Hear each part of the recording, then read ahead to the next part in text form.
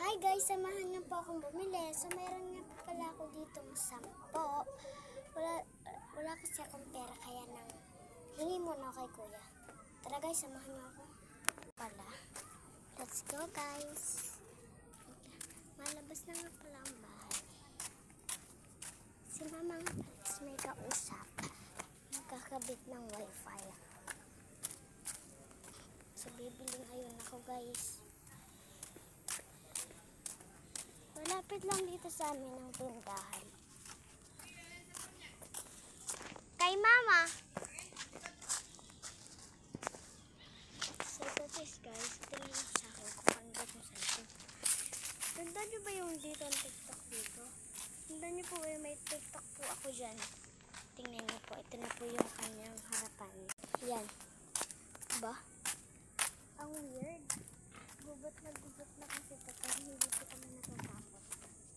Kasi sanay po kami din kasi buhay po ito probinsya. Yan, malapit na po ako sa tindahan. Yung bahay na po dyan, may bahay po dyan. May bahay po dito. Ito lang yung kanilang bakuran. Yan yung bahay nila.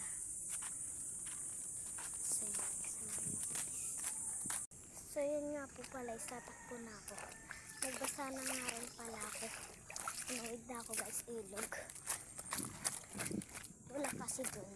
Natakbo na ako kasi. Binibilisan ko na guys.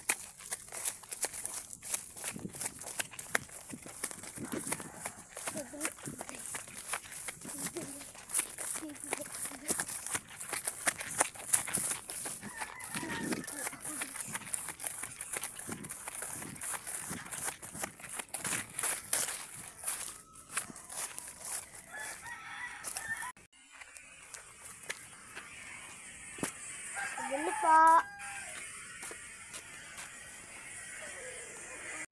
Bili po. Ang unang hakbang ay kunin ng isang abogado. Hindi mahalaga kung hinog na o hilaw pa. Hatiin ito sa itlog at tanggalin ang buto. Oo, dahil dito mismo sa buto nakatago ang tunay na sikreto. Alam ko, sa simula ay parang Bili po. kapag nalaman mo ang kapangyarihang nakatago sa simpleng butong ito, magbabago ang...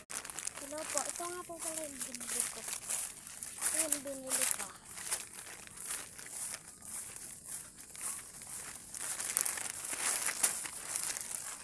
Okay. Yung binili ko. Ito yung binili ko. There's yung part 2. Bye-bye.